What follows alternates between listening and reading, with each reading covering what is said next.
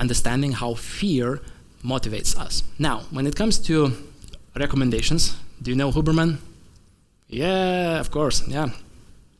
So if you don't, if anything you will bring from my session today, bring Huberman, right? It will be worth it if you haven't seen his podcast before.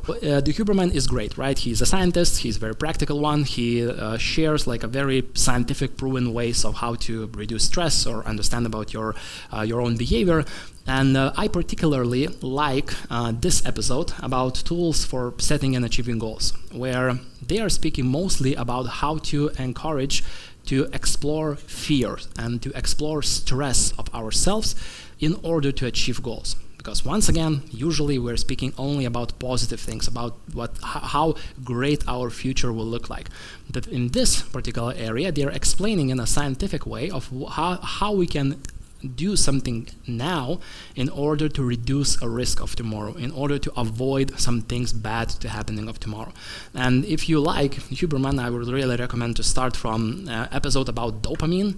So it's a dopamine and drive for motivation. It's also really, really great. And yeah, that's just my recommendation. But now, even though that you may like or may not like the podcast, one great exercise, which is absolutely focused on understanding our fears and how they can motivate us, like very practically, because, well, yeah, we still have a workshop. This exercise is called fear setting. Anyone hear of that? Fear setting? Fear setting comes from Tim Ferriss. I actually read it once in his blog. Then I noticed like a TED talk exactly called Fear Setting, and the Tim Ferriss knew that from Seneca. So basically, I'm just like a third guy who is speaking about that, right? Just sharing the knowledge. So the fear setting goes like this. In order to understand how fear can help us and motivate us, first what we're doing, we are understanding and defining the fear. So why do I actually fear the most? It could be in career, it could be in our health, it could be in our relationships. What do exactly I fear? Now we're thinking about how I can prevent that from happening, right? Pretty simple, straightforward. And then if it will happen, how we will repair it, right? There is sometimes in the development teams like pre-mortem. Do you know post-mortem? Like when the things went wrong and you cannot do anything, you're just looking to that, laying body of that you used to call code, and you're saying that, it's just bad. But there is a pre-mortem when you are writing, anything that can or may go wrong and how you can prevent it or how you can repair it if that happens. Then the second part is to understanding what are the costs of inaction. If you are not taking action, if you're not actually doing things, how it will impact you in maybe 3 or 6 months, maybe in 1 year, maybe in 3 years. Maybe you have like a great startup idea and you're saying that, okay, maybe in 6 months nothing changes if I'm not doing anything. But then you're saying that, okay, my idea is about AI, so it's probably in 1 year someone will talk about this or think about that kind of idea and probably will start doing that, and then probably after 3 years they will have like a unicorn or like super developed startup with my idea. So we have these kind of conversations from time to time with like friends or colleagues, how many great ideas are just ideas. They are written on some notepad and someone else is doing them after like 8 years or whatever. So that's normal. So that's how we are thinking about our costs of inaction. Same can go with our like healthy lifestyle. Maybe if we are not changing our lifestyle to a healthier one, we may not feel any kind of consequences in the first 6 months, but after a year, maybe after 3 or 6 years, it becomes really, really clear. And finally, what might be at least a partial benefit for the experiment? At least something little, right? If I would, try to do so.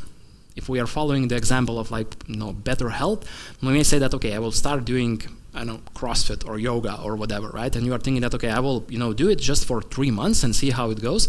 And you say that, okay, at the worst scenario, I would just become a little bit healthier. I maybe meet some new friends, and that's just a partial, attempt. Same goes with people who are saying that, I will run a marathon, right? And okay, start with a couple of kilometers, see how it goes. If you like it, then you are just continuing it, right? So just simply putting those very easy, understandings what could be the benefit. Now, you may guess it already or not. I would ask you to start doing this exercise right here, right now. So it's really helpful to have some notes to write. Some of the people already left, they were feeling that something similar is happening, right? So please take your note physically, or you can do it on your phone, just starting from a new line. And of course, we probably won't have enough time to do everything, but at least write one fear of yours. You won't need to share.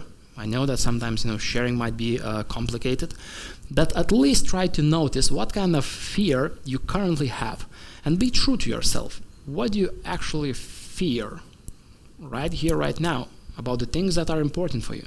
We already talked about your own point B, so what is important actually for you, and in the light of your goals, what do you fear? If you will not achieve something, right? So what is the fear? And then how you can prevent it from happening. Perhaps there are some things that you would like to take in order to make it still happen. And then if that fear will become true, how you will repair it.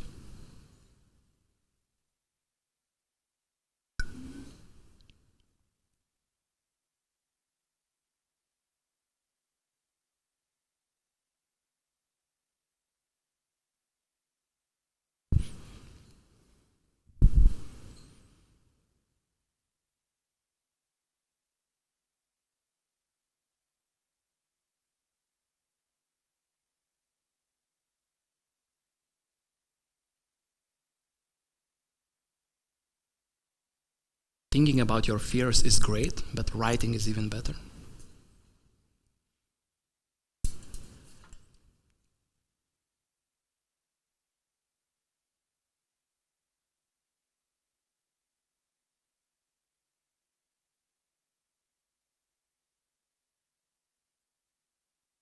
So while you're understanding your fears, it is also one of the exercises that is great to do separately, to spend some time for yourself. I know that in the conferences like this, sometimes it's really hard to slow down. It's really hard to take some time and deep dive because, session after session or some things are happening on the work as well. It's hard to concentrate. That's totally normal. Now, I would really recommend doing that kind of exercise for your own. You can find Tim Ferriss' YouTube video, which is called Fear Setting. So you can have this kind of, moderated and a little bit maybe from different angle explain the same method, so it's easy for you to grasp if you would like to, right? But it's really something I can put a lot of my attention to it, and it helped me to go through some really hard periods when it comes to changes in like career, changes in life. For example, I started consulting in the beginning of the COVID, so it's like the worst time to start consulting because nobody cares about consulting if you are not having a company at all, for example, right? So that was the worst time. But yeah, well, that was one of my fears, and I did that exercise, and it really created that kind of certainty and clarity on how I can move forward. Now, one of the best ways of how you can not only use this session knowledge, but also try to understand other sessions knowledge, if it is technical or not technical. We do have in the conference so many great sessions, very technical ones, but also we have sessions that are focusing on behavioral side of things as well.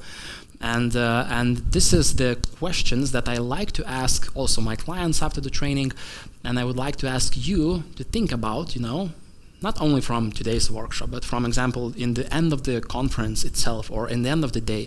Try to think about what kind of problem do you solve, what are the hypotheses at this point, and how you would like to apply what you have learned, or what could be the action you would like to take. Now, why it is important? Sometimes we're speaking about, let's put action items on the agenda or something like that, but it is not tied to a problem. It is not tied to your fear or to your point B in the most cases. So that's why we're starting from the problem. That's why we're thinking that, okay, we do have a specific problem to solve, and my hypothesis would be that, okay, I need to improve my leadership skills. Great. What is my hypothesis at the point? If I'm able to understand my team members better, perhaps, I will be a better leader. Great hypothesis. Let's test that. What could be my actions? Perhaps I want to do one-on-one meetings with each of my team member and go through the point B exercise that we spoke today. Or I want to do something different. Or I went to the meditation and I want to try meditation with my team. Everything is great. And then after you finish, you are thinking of how it went. Do I need to develop? Is there anything to think about more? And this is how kind of quick and fast feedback loops helps us to learn. And it helps us to learn in the spotlight of the problem. Yes, it is a risk to be too biased to problem solving, but at least for that kind of fast-paced learning, it really helps. And it really helps to have this kind of great experiential learning cycle that I spoke about it in the very beginning. So understanding and having this kind of reflection and applying this kind of slow thinking in your daily life in order to learn better and to learn faster.